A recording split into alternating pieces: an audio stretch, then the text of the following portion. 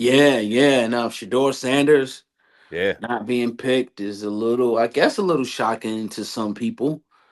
Some people not. You could tell he was a little disappointed that yeah. he wasn't picked up. He gave a little speech. You got the speech queued up, I guess. I'm I do guessing. have it queued up. All Yeah, right, yeah. go ahead, knock it out. Let's rock that out. Hold on.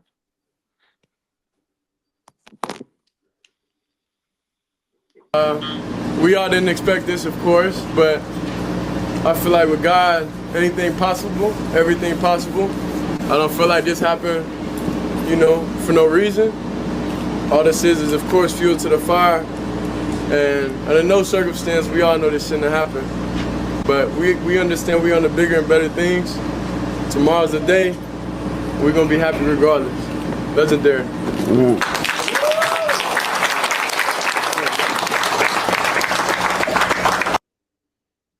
So yeah, man, that was your door. Yeah. Which, I, this is the thing, man. If the NFL and the scouts and the teams judged the kid off of talent and thought that he wasn't worth a first round grade, then okay. We've seen quarterbacks in the past go in the second round and have great careers. You just had a second round quarterback go and win the Super Bowl. Another second round quarterback that immediately comes to mind after Jalen is Drew Brees. You know what I mean? So Shador, the trajectory on his career does not lay in him falling within the first round or not. I ain't tripping off that. But if this was because of his character and not his football, I got a problem with that. And something tells me this had a little bit more to do with non-football related issues than actual football related issues. And if that's the case, that's whack. Because why are we playing politics with this kid? All right, obviously he's well off. He don't need the money. And y'all know he don't need the money. Obviously he comes from a pedigree and football royalty. So obviously that comes into play. He wasn't the first. He won't be the last. But when you look at his maturity, when you look at how he handled this situation, when you look at what he did for Jackson State, when you look at what he did for Colorado with no offensive line, sitting in that pocket, standing strong, mature, never crying, never wavering, never complaining, never downing his teammates. When you look at the on-field stuff and the on-field makeup, nothing about this kid screams, I can't draft him. He's undraftable. And that's the kind of narrative that I feel like the NFL is trying to steer toward him. And I don't like it, man. I think it's wrong. Am I saying that he's deserving of the top 3 pick? No. But do I think that he was deserving of a first round pick or somebody trading up to try to get him? And there was rumors that people were trying to trade up, but were they trying to get him? We don't know. I definitely think he's deserving of one of those 32 first round picks, man. And it was, i.e., kind of like Lamar Jackson for me, like, damn, is he going to get in there? And then the Ravens came up and eventually got him at the back end of the draft. I thought it was going to happen with Shador and it didn't, man. I'm surprised. Well, yeah, it's definitely. I think some NFL teams like feel like there's character issues. With Shador, that's 100%. I think accurate. A lot of it may even have to do with his dad, Dion, and that they boisterous, real outspoken. In a way, it almost seems like they kind of trying to take a shot, but it'll end today. And the reason I really don't think it matters because it ain't about really where you drafted at. It's about what you do when you get in the league, when you get with that team. You know what I'm saying? Look at Tom Brady where he was drafted, Brock Purdy. Jalen Hurts wasn't projected to start. They was calling him Taysom Hill. You know, they asked him, you know what I mean? And now he's one of the best quarterbacks, just won a Super Bowl. So I think Shador is going to have the same type of, pedigree. I think he's going to, whatever team he goes to, he's going to elevate that team.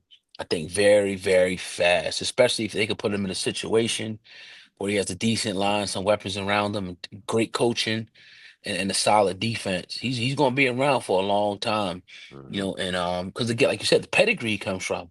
Right. You ain't come on, bro. Like that's in his blood. He Yep. got greatness in his blood. Yep. So he said this, in my opinion, take this as fuel for the fire and make teams pay. I think it was Amon St. Brown that Mm-hmm. said that. Like he had like a list of all the wide receivers that was taken before him, Mm-hmm. and he put them up. And he said that he would make teams. He didn't make y'all pay. Y'all made his ass pay, but nevertheless, I get what he said. Right. He got us that Yeah. one game his rookie year and talked shit on De'Ami Brown, but De'Ami had the last laugh, didn't he? Shout out to De'Ami in Jacksonville. But, He's in Jacksonville now? yeah, he got a 1 year, $10 million deal for Jacksonville, man. We're gonna fumble. We're gonna fumble everything. He's a fumbling machine, boy. That fumbling machine, boy. And you can get in his head. Boy can run. He a burner. So hopefully he do his thing, man. Salute to him.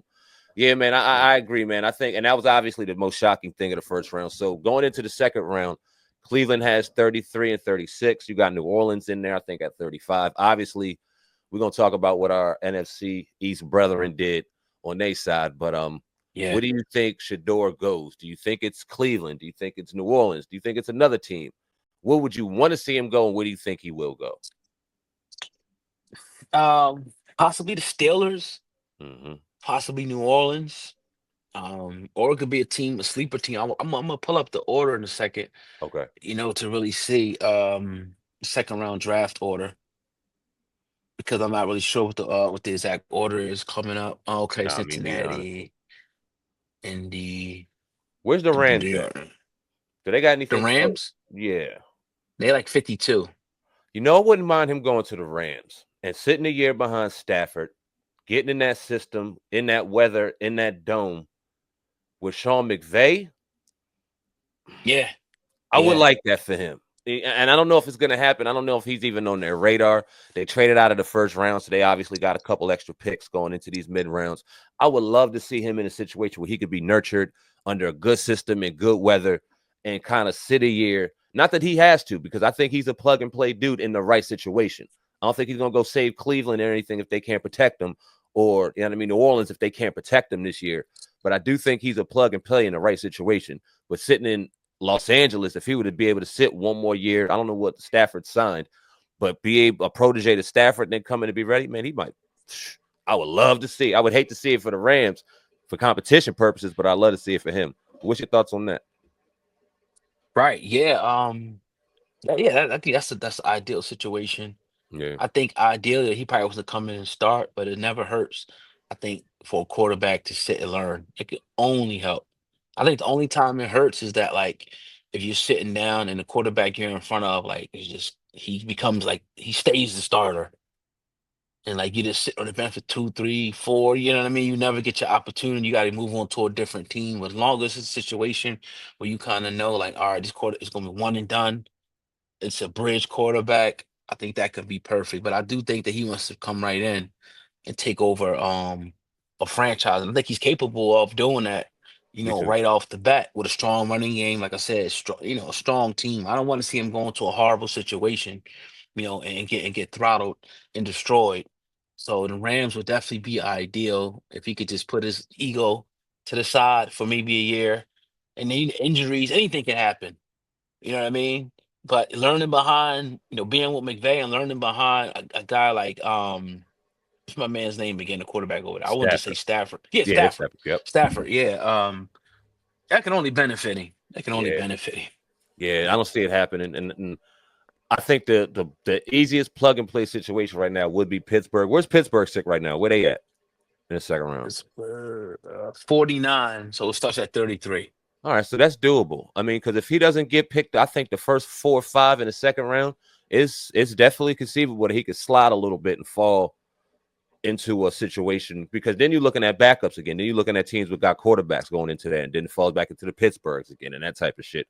So I would like if Pittsburgh was there, he'd be a plug and play situation for them, unless they know Aaron Rodgers is about to sign to them too. Because if they know Aaron Rodgers is about to sign to them, then maybe that's off the table for them this year, which is we don't know. He ain't there yet, and I wouldn't wait around. That's Russian roulette, but maybe they know something we don't. I would say the most likely team, because in the order will be Cleveland. Mm-hmm. Uh, hmm. What about the Jets? You think the Jets may be in play? Who they got right now? Who They they got got? Justin Fields, bro. Like Yes, they're in play. they Damn could be right. in play. Pittsburgh. Let's see. Like you said, the Rams.